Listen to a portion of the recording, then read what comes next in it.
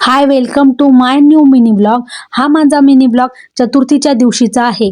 घरात उपवास एकाचा असो किंवा दोघांचा असो, साबुदाणा खिचडी खायला तर सगळ्यांनाच आवडते। त्यामुळेच एवढा मोठा साबुदाणा भिजत घातला होता। मोठ्यांपेक्षा मुलांना साबुदाणा खिचडी खायला खूप आवडते। मागील काही दिवसापासून आम्हाला ना सुतक असल्यामुळे देवपूजेला सुट्टीच होती। देवपूजा केली नाही तर घरात करमतही नव्हतं आणि उदास वाटत होतं।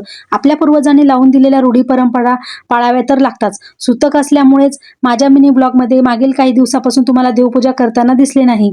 आणि तसेच आज मोदक करण्याला सुट्टी होती आणि गणपतीची आरतीही केली नव्हती। इथे मी अथर्वसाठी फिका साबुदाणा आणि आर्यनसाठी थोडा तिखट साबुदाणा असा 2 प्रकारचा साबुदाणा तयार करून, साबुदाणा तयार झाल्यानंतर मी ही फराळ करायला बसले। आज साबुदाण्यासोबत दही नाही तर लिंबू तर होतेच। आणि थँक्यू मोठे पप्पा वडापाव आणला तर। उपवास असला म्हणून हा वडापाव तर मला खाता आला नाही, पण मी ही बासुंदी एन्जॉय केली। ही थंडगार बासुंदी पाहून उन्हाळ्याची चाहूल लागली असं वाटायला लागलं। चला भेटूया नेक्स्ट व्लॉग मध्ये। व्हिडिओ आवडल्यास लाईक, शेअर, कमेंट, सबस्क्राईब करायला विसरू नका।